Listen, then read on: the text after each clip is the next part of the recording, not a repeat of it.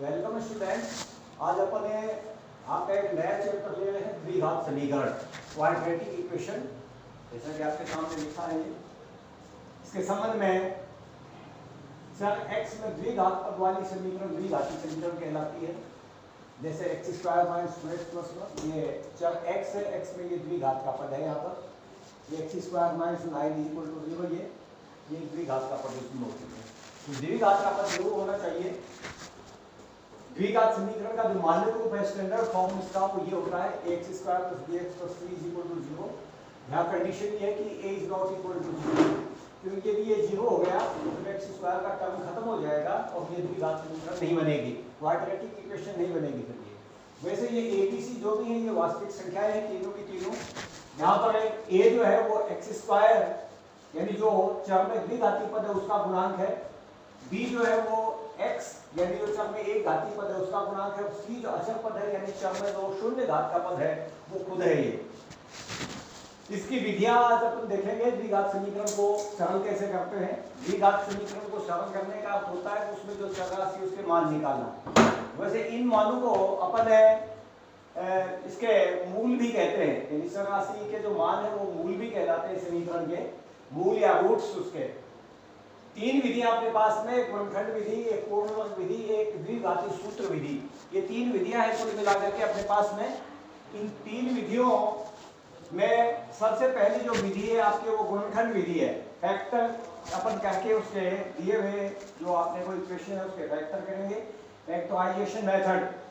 Factor से करके अपन उसकी वैल्यू निकाल लेंगे x की। इसके मैंने आपको ये पूरी विधि आपके सामने लिखी है कि फैक्टर करने के लिए किन किन बातों का आपको ध्यान रखना पड़ता है। ध्यान एक तो ये रखिएगा कि जितने भी टर्म्स हो ये तो फिर आपको लेफ्ट हैंड साइड में रखने ही है, राइट हैंड साइड में केवल आपको 0 रखना है। ये तो जरूरी है क्योंकि वास्तव में इक्वेशन के जो मूल टर्म है वो यही है, आगे तो केवल 0 है। इसमें पहला जो है वो x स्क्वायर का गुणांक तथा अचर पद का गुणनफल ज्ञात करते हैं। ये पहला काम है, x स्क्वायर का गुणांक और अचर पद का गुणनफल ज्ञात करते हैं। यानी जैसे यहाँ पर ये a है और ये c, इनका जो अपन गुणनफल ज्ञात करेंगे चिन्ह सहित, ये भी ध्यान रखिएगा। इस गुणनफल के दो गुणनखंड ऐसे करते हैं जिनको जोड़ने पर x का गुणांक प्राप्त हो जाए। जैसे a और c का गुणनफल ac जो प्राप्त होगा आपको, ac के ऐसे दो गुणनखंड करोगे जिनको जोड़ने पर अपने को ये भी प्राप्त हो। ये स्थिति होगी इन दोनों खंडों के साथ x लगाकर, यानी जैसे इसके दो भी जो खंड आएंगे उनके साथ में x लगा देंगे तो ये x स्क्वायर प्लस एक खंड इंटू x और दूसरा खंड इंटू x, इस तरह से ये अपने को दो टर्म्स मिल जाएंगे और प्लस इज इक्वल टू 0। इस तरह से आपके चार टर्म्स बन जाएंगे तीन की बजाय। जब ये आपको चार टर्म्स बन जाए तो इनमें दो दो पदों में आप इस तरह से लीजिए कि उनमें उभयनिष्ठ लेने पर एक ब्रैकेट जो है वो ब्रैकेट उभयनिष्ठ बने। फिर आप वो ब्रैकेट उभयनिष्ठ निकाल लेंगे और ब्रैकेट जब आप उभयनिष्ठ यानी कॉमन जब निकाल लेंगे तो आपको दो गुणनखंड ब्रैकेट्स के रूप में ही मिलेंगे। प्रत्येक ब्रैकेट को यानी प्रत्येक गुणनखंड को 0 के बराबर करोगे, 0 के बराबर करने से आपको उस x की या जो भी उसमें वेरिएबल x है या अन्य कोई उसकी वैल्यू आ जाएगी। इस तरह से ये पूरा मेथड है इसका। और कुछ निर्देश आपको मैं यहाँ बता रहा हूँ, जैसे आपको किन किन बातों का विशेष करके ध्यान रखना है। x स्क्वायर के गुणांक और अचर का गुणनफल यदि धनात्मक हो तो दोनों गुणनखंड समान चिन्ह या तो प्लस के होंगे या माइनस के होंगे, या तो दोनों का प्लस चिन्ह होगा या दोनों का माइनस होंगे ये। और जब आप जुड़ेंगे आपको उनको जोड़ेंगे तो ये जुड़ेंगे आपस में, समान चिन्ह के होने के कारण से जुड़ते हैं, ये जरूर ध्यान रखिएगा।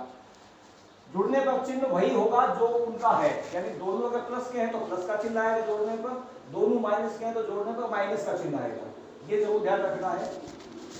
यदि गुणनफल ऋणात्मक है, माइनस का आता है बाई चांस गुणनफल, तो जो दो गुणनखंड बनेंगे वो जोड़ने पर अपने घटेंगे क्योंकि वो विपरीत चिन्ह के बनेंगे। एक टुकड़ा प्लस का बनेगा, एक माइनस का बनेगा, इसलिए वो आपस में जोड़ने पर घटेंगे वो। और घटने पर जो बड़े वाला जो टुकड़ा है उसका जैसा चिन्ह है वो बचेगा। बड़े टुकड़े का चिन्ह प्लस है तो प्लस बचेगा और बड़े टुकड़े का चिन्ह माइनस है तो माइनस बचेगा। ये जरूर आपको से बातों का इसमें ध्यान रखना। और अब अपने आप इनको नोट कर सकते हो। अब अपन इससे संबंधित कुछ क्वेश्चंस ले रहे हैं इस विधि पे, जो बेस्ट क्वेश्चन है वो।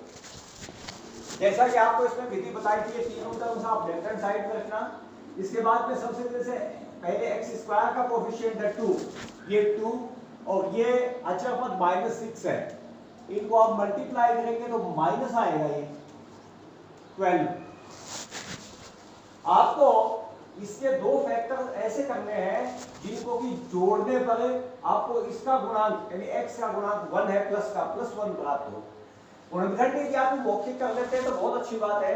बाई चांस आपके कोई बहुत बड़ी संख्या आ जाए तो देखिए मैं आपको स्थिति बता रहा हूँ, जैसे 12 के जितने भी पॉसिबल आपके फैक्टर्स है वो कर लो। जैसे 1 × 12 होते हैं, 2 × 6 होते हैं, 3 × 4 होते हैं। बस ये आपके कुल मिलाकर के एक स्थिति बनेगी। और जैसा मैंने आपको बताया था कि अगर ये गुणनफल माइनस का आता है तो दोनों गुणनखंडों को जब हम जोड़ेंगे तो जोड़ते समय वो घटेंगे। तो आपको ध्यान ये रखना है कि इनमें से कौन सा अपन पेयर लें जिसको कि आपस घटाने पर आपको ये प्लस का 1 मिलेगा। तो आप यहाँ स्पष्ट रूप से देख सकते हैं कि आपको यहाँ से मिलेगा, इस जगह से 4 और 3 से। अब चूंकि अपने को प्लस का 1 लाना है इसलिए बड़े वाला जो टुकड़ा है वो अपन प्लस का रखेंगे और छोटे वाला टुकड़ा है वो माइनस का रखेंगे, ताकि जब ये घट जाए तो बड़े वाले टुकड़े का चिन्ह बचे। तो ये कुल मिला के यहाँ पर इसके गुणनखंड इस तरह से हो जाएंगे 2x² प्लस 4x, बड़े वाले टुकड़े को प्लस रखेंगे अपन, -3x -6। यानी इन दोनों के साथ में आप x लगा देंगे और x लगा करके ये 3 टर्म्स के 4 टर्म्स बन जाएंगे आपके। फिर आपको दो में से उभयनिष्ठ निकालना है। यहाँ 2x उभयनिष्ठ निकालिए, 2x का भाग जब इसमें दोगे तो x आएगा भागफल, इसमें 2x का भाग दोगे तो 2 आएगा। ध्यान रखिएगा उभयनिष्ठ निकालने का मतलब है भाग देना। जिस राशि को आप कॉमन निकाल रहे हैं उसका भाग दिया जाता है टर्म्स में। इसके बाद में इन दोनों में से आपको देखो -1 का भाग देना पड़ेगा, -3 का भाग देना पड़ेगा। तो -3 का भाग आप यहाँ देंगे तो x आएगा और ये प्लस हो जाएगा, माइनस का भाग देने से 2 हो जाएगा = 0। ये ब्रैकेट आपके कॉमन बन जाना चाहिए। इस ब्रैकेट को आप कॉमन निकालिए बाहर, x + 2 और यहाँ पर तो x + 2 का यहाँ भाग दोगे तो 2x आएगा और यहाँ भाग दोगे तो -3 आएगा = 0। ये दो जो आपको इस तरह से ब्रैकेट मिल जाएंगे, दोनों को 0 से इक्वेट करके 0 के बराबर करके आपको x की वैल्यू निकालनी है। लिखोगे आप इस तरह से कि या तो x + 2 = 0 implies that x = -2, आप इधर पक्षांतर कर लो वैल्यू आ जाएगी, या फिर 2x - 3 = 0 implies that 2x = 3, यानी x = 3/2। इस तरह से कुल मिलाकर के ये आपके वैल्यूज आ जाएंगे। एक तो x = -2 एक 3/2। आप लास्ट में आंसर दोबारा लिख सकते हैं x = -2 और 3/2। इस तरह से आपके ये क्वेश्चन हो जाएगा। चलिए इसको आप उतारिए, नेक्स्ट क्वेश्चन अपन ले रहे हैं। इसमें x² का जो गुणांक है कोएफिशिएंट वो √2 है और जो अचर पद आपके ये है कांस्टेंट टर्म ये 5√2 है। इनको आप मल्टीप्लाई करेंगे, गुणा करेंगे तो √2 का जो मल्टीप्लिकेशन है गुणनफल है वो 2 हो जाएगा, कुल मिला के 2 आ जाएगा और 5 × 2 = 10 हो जाएगा। ये प्लस का आया है आपके, प्लस का आने के कारण से आपके जो दो गुणनखंड बनेंगे वो सेम एक सा चिन्ह बनेगा उनका। एक सा चिन्ह प्लस भी हो सकता है और माइनस भी हो सकता है, तो वो आपको इसके ऊपर डिपेंड है कि आपको कैसा लाना है चिन्ह। आपको ऐसे दो गुणनखंड बनाने हैं जिनको जोड़ने पर प्लस का 7 मिले, और वही बात है डायरेक्ट अगर आप मौखिक कर लें तो बहुत अच्छी बात है, अदरवाइज 1 × 10 2 × 5 ये जो है कुल मिला के स्टेन के गुणनफल बनेंगे इसके स्टेन के, जिसमें आप जानते हैं कि इनको जोड़ने पर आपको 7 मिल जाएगा। क्योंकि ये प्लस का आया है गुणनफल इसके जुड़ेंगे दोनों के दोनों टुकड़े।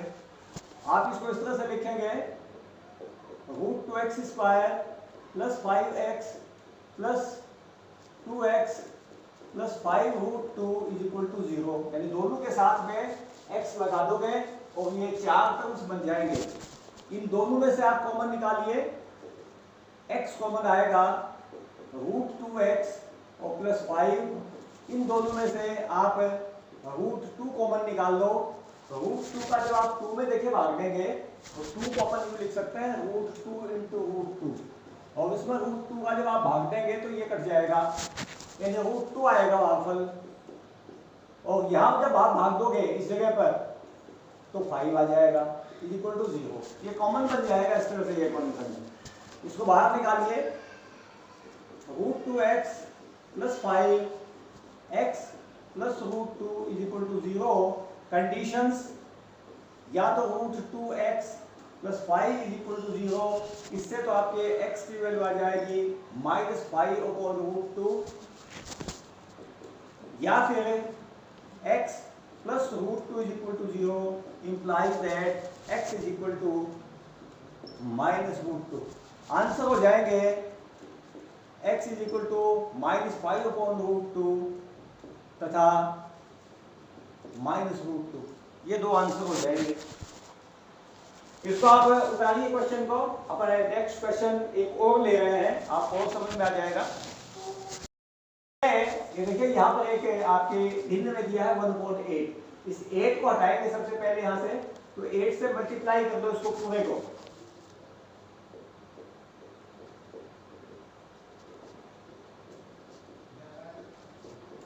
सभी पदों को गुणा करने पर यहां हो जाएगा 16x² minus 8x plus 1 is equal to 0। ये इक्वेशन बन जाएगी आपकी नई।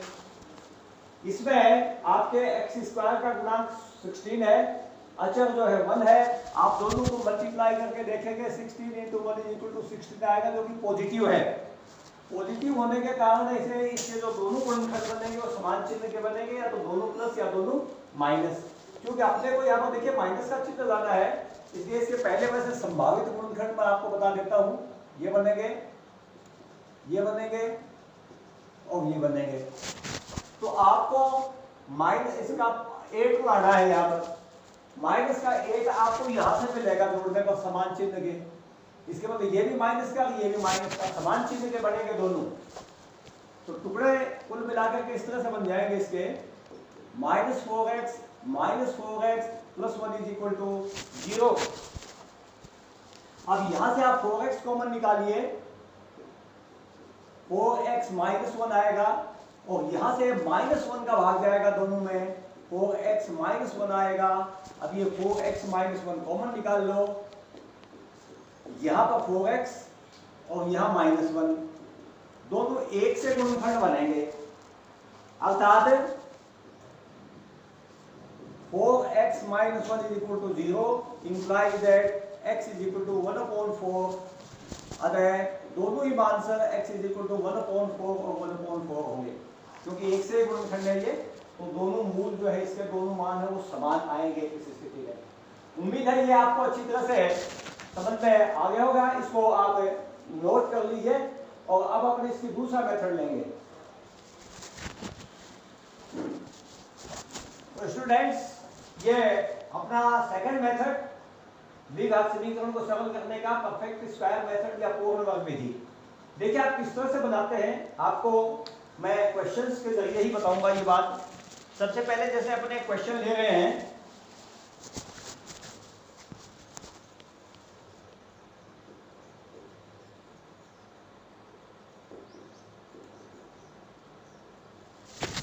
ये क्वेश्चन है पूर्ण वर्ग बनाने के लिए।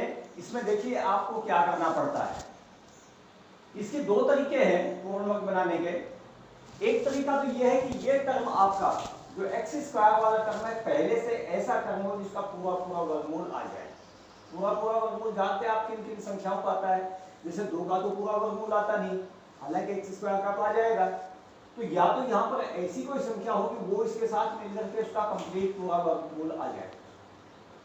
पूरा वर्गमूल यदि नहीं भी आता है तो भी आपको पूरा वर्गमूल बनाने की कोई जरूरत नहीं है। हालांकि आप बनाए तो अलग बात है, अदरवाइज कोई जरूरत नहीं है। सिंपल सी मेथड में देखिए, सिंपल सा आपको बताता हूं। आप इसको हटा दो बिल्कुल यहां से, जो इसका है गुणनखंड, इसको हटा दो। इसका जो कोफिशिएंट है गुणांक, ये इसको हटा दो पूरी तरह से। तो 2 से भाग दे दो, इसमें 2 का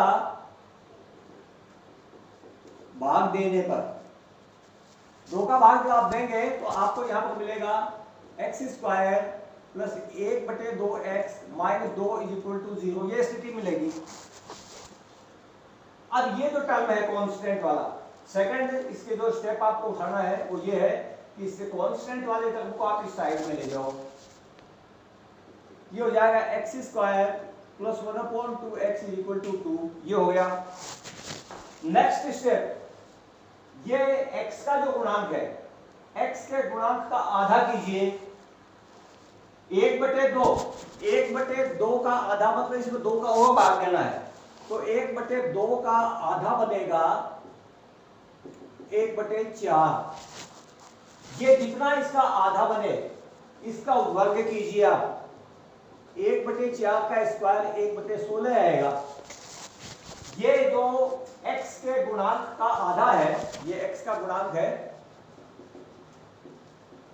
x का गुणांक 1/2, इसका आधा 1/4 हुआ। इस 1/4 का स्क्वायर कीजिए 1/16, 1/16 आप दोनों साइड से जोड़ दो। x square plus 1/2x plus 1/16, 2 plus 1/16, दोनों साइड से जोड़ दिया आपने इसको। तो दोनों साइड में आप जोड़ेंगे तो यही होल स्क्वायर बन जाएगा इस साइड में। यहां पर ये होल स्क्वायर किसका बनेगा ये भी मैं बता देता हूं आपको। सबसे पहले इसका वर्गमूल x है, इसका वर्गमूल वैसे आप देख लो, चाहे आपने जो पहले से ये संख्या ले रखी है ना x के गुणांक का आधा, ये डायरेक्ट ले लो, कोई इसमें ज्यादा सोच विचार करने की जरूरत नहीं है। और x का जो ये चिन्ह है, ये चिन्ह ले लो बीच में, x प्लस 1/4 होल स्क्वायर, ये बन जाएगा। यानी x और ये चिन्ह जो x का पद का है, ये चिन्ह, और जिसका वर्ग आपने जोड़ा है, आपने इसका वर्ग जोड़ा था, वो संख्या साथ में ब्रैकेट लगाइए, होल स्क्वायर कर दीजिए, इधर से इसको सरल कर लो, ये हो जाएगा कुल मिलाकर के 33/16, 16 दूनी 32 और 33/16। अब इसका वर्गमूल लेना है। वर्गमूल लेने पर इस साइड का वर्गमूल तो आ जाएगा x प्लस 1/4, और इस साइड के वर्गमूल में आप दोनों चीजें लगाओगे तो 33 का तो देखिए वर्गमूल आएगा नहीं, और नीचे 4 का आ जाएगा, इसका 16 का आ जाएगा 4। ये दो स्थितियां आपको मिल जाएंगी। एक बार ये प्लस चिन्ह लीजिए और इसका 1/4 का पक्षांतर करके आप x की वैल्यू निकालिए, फिर दोबारा माइनस का चिन्ह लीजिए, 1/4 का पक्षांतर करके x की दूसरी वैल्यू निकालिए। तो पहला आंसर इसका इस तरह से होगा कि जब x plus 1/4 is equal to 33/4 root 33/4, तो x बराबर हो जाएगा root 33/4 minus 1/4 is equal to root 33 minus 1/4, ये उत्तर आ जाएगा। और जब x प्लस 1/4 बराबर माइनस का रूट 33/4, तो x बराबर माइनस रूट 33/4 और माइनस 1/4 बराबर आ जाएगा रूट 33 प्लस 1, ये माइनस का चिन्ह भाग कॉमन निकाल देना /4। यह कुल मिलाकर के आपके दोनों आंसर हो जाएंगे, एक x का वैल्यू हो जाएगी, एक x की वैल्यू हो जाएगी। एक क्वेश्चन में आपको अब ऐसा लेकर के दे रहा हूं जिसमें कि ये पूर्ण वर्ग पद हो। चलिए इसको नोट कीजिए।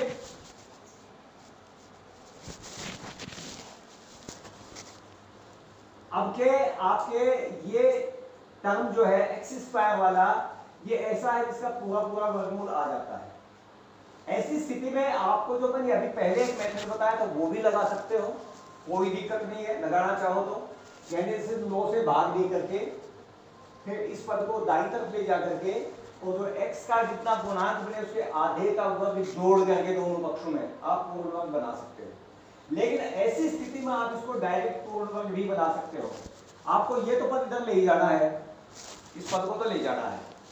ये कुल मिलाकर के आपकी स्थिति हो जाएगी 9x² minus 15x is equal to -6। और अब आपको पूर्ण वर्ग बनाने के इसमें से कुछ जोड़ना है। जोड़ने की स्थिति देखिए क्या आएगी। आपको एक सिंपल सा मेथड बताता हूं। ये आपका जो टर्म है यानी जो x वाला पद है, इसको आप नोट कर लो इस तरह से, और साथ में इसका वर्गमूल, पहले वाले x² पद का वर्गमूल स्क्वायर रूट जितना आता है वो लिख लो। स्क्वायर रूट इसका आएगा 3x, इसको 2 से मल्टीप्लाई कर दो और इसका होल स्क्वायर कर दो। ये पद x वाला पद भाग देना है आपको 2 इंटू जो x² वाला पद है उसका स्क्वायर रूट वर्गमूल।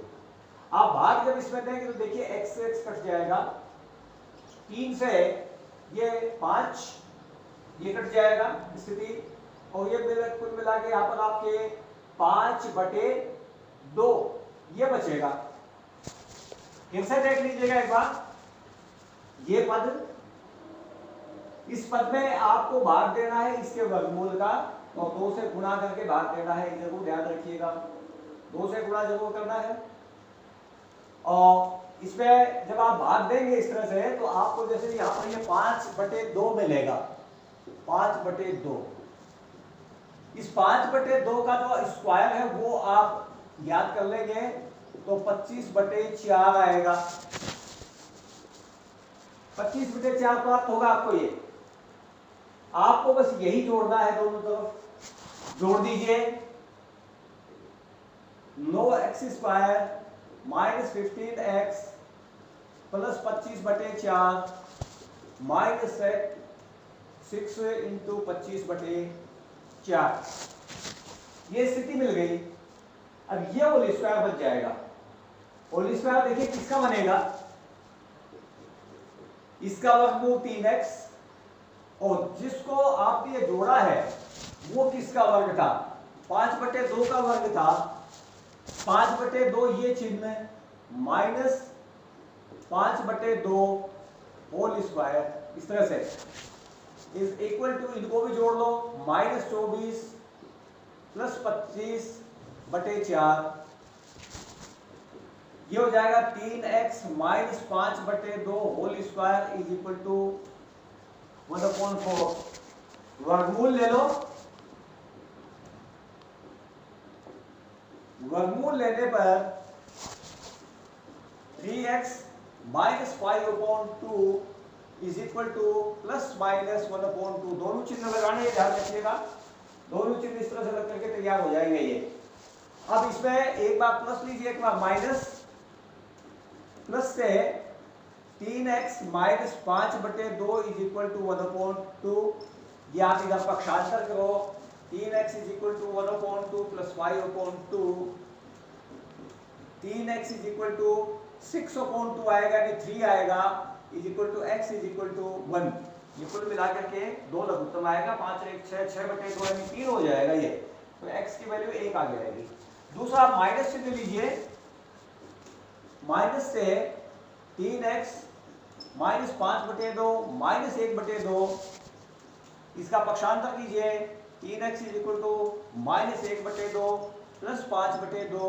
जब आप लघुत्तम लेके जोड़ेंगे तो कुल मिलाकर के जैसे लघुत्तम 2 आएगा, ये -1 प्लस 5 यानी 4/2 आके 2 आएगा। ये आपके 3x की वैल्यू आएगी 2, और इससे x की वैल्यू आ जाएगी 2/3। ये दो मान हो जाएंगे, x की वैल्यू 1 और x की वैल्यू 2/3। इस तरह से ये आपके स्क्वायर मेथड है। नोट, सूत्र विधि, ये आपके मूल समीकरण है, ax² plus bx plus c is equal to 0। इसमें x का मान निकालने के लिए इस सूत्र का प्रयोग करेंगे। ABC के मान मैं आपको पहले बता चुका हूं, अर्थ क्या होते हैं। a जो x² का गुणांक है, b x का गुणांक है, और c जो अचर पद है। या पहले छांट करके लिखेंगे, छांट करके लिख करके आप इसको अप्लाई करेंगे मान निकालने के लिए। एक बार प्लस का चिन्ह लेंगे, एक बार माइनस का चिन्ह लेंगे, ये आपके आंसर आ जाएगा। ध्यान ये रखिएगा कि ये जो वर्गमूल के अंदर राशि है b² - 4ac, इसको विविक्तिकर या डिस्क्रिमिनेंट कहते हैं।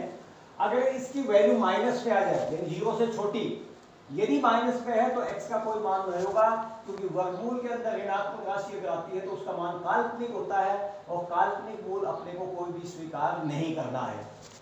यदि इसका मान 0 हो विविक्तिकर का, तो फिर दोनों मूल बराबर आएंगे, x के दोनों मान समान होंगे। और यदि इसका मान 0 से बड़ा है यानी धनात्मक है, तो फिर दोनों मूल जो है वो वास्तविक होंगे और भिन्न भिन्न होंगे। इससे संबंध में अपन देखिए एक क्वेश्चन लेते हैं। जैसे एक प्रश्न अपने यहाँ से नोट कर रहे हैं, और जैसे कि ये क्वेश्चन है आपके,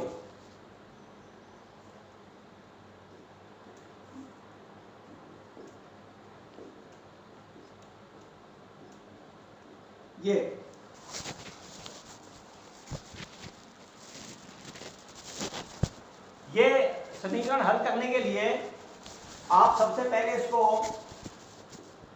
सरल करेंगे, इधर का लघुत्तम अलग लेंगे, इधर का लघुत्तम x प्लस 4 x माइनस 7 आएगा, ये एलसीएम आ जाएगा लेफ्ट हैंड साइड में। राइट हैंड साइड में आपका एलसीएम पहले से 30 है ऑलरेडी। आप x प्लस 4 का इसमें जब भाग देंगे तो ये आएगा, इसके ऊपर 1 से आप मल्टीप्लाई करेंगे x माइनस 7 आ जाएगा, और माइनस आप x माइनस 7 से जब इसको डिवाइड करेंगे ये करके ये आएगा भागफल, इसको आप ऊपर मल्टीप्लाई करेंगे 1 से तो x प्लस 4 ही रहेगा, लेकिन पहले माइनस का चिन्ह है इसलिए इसके चिन्ह चेंज हो जाएंगे, इस तरह से आ जाएगा ये x से x कैंसिल होकर माइनस 11 हो जाएगा, minus 11 upon x plus 4 x minus 7 is equal to minus 11 upon 30। देखिए दोनों तरफ 11 से डिवाइड हो जाएगा, ये दोनों तरफ 11 से डिवाइड हो जाएगा, और डिवाइड यानी भाग देने के बाद में स्थिति आपकी बचेगी माइनस 1 अपॉन, इनको मल्टीप्लाई कर लो आपस में, गुणनफल जब करोगे तो x स्क्वायर माइनस 3x और माइनस 28 ये मिलेगा आपको, गुणा आप करके देख लेना, जैसे अपन गुणा करते हैं वैसे ब्रैकेट्स की, और इक्वल टू 1/30 ये स्थिति मिलेगी आपको। ये क्रॉस मल्टीप्लाई कीजिए वज्र गुणा जब आप करेंगे तो इस 30 की इधर गुणा हो जाएगी, माइनस का 30 हो जाएगा, और ये इधर 1 से मल्टीप्लाई हो जाएगा, x square minus 3x minus 30 28। आप इस टर्म को भी इसी तरफ ले आओ, और ये आपके एक द्विघाती समीकरण बन के तैयार हो जाएंगे, x square minus 3x plus 2 is equal to 0। ये लिखने के बाद में आपको एबीसी के जो वैल्यूज हैं, एबीसी की वैल्यू छाट करके यहां से लिखनी है। यहाँ a is equal to 1, b is equal to minus 3 और c इज इक्वल टू 2, ये स्थिति मिलेगी आपको। आप ये सूत्र लगाइए, x is equal to minus B यानी minus minus 3 plus minus root B square मतलब माइनस 3 का स्क्वायर, माइनस 4 a की जगह 1 c की जगह 2 और बटे 2a मतलब 2 इंटू 1, ये वैल्यू रखी अपने एबीसी की, उसमें ये हो जाएगा 3, माइनस माइनस के गुणनफल प्लस हो जाएगा, ये प्लस माइनस दोनों चिन्ह, ये 3 का स्क्वायर तो हो गया, माइनस का स्क्वायर तो प्लस हो जाएगा 9 और minus 8 upon 2, 3 plus minus 1 upon 2, क्योंकि यहाँ 1 बचेगा तो वर्गमूल भी 1 ही आएगा। एक बार प्लस से लेना है, एक बार माइनस लेना है। प्लस से x is equal to 3 plus 1 upon 2 is equal to 2 आ जाएगा, और माइनस से x is equal to 3 minus 1 upon 2 is equal to 1 आ जाएगा। ये आंसर हो जाएगा x इज इक्वल टू 2 और x इज इक्वल टू 1। उम्मीद है आपको ये तीनों के तीनों मेथड अच्छी तरह से समझ में आ गए होंगे। कोई प्रॉब्लम हो तो आप उनसे पूछ सकते हैं। धन्यवाद।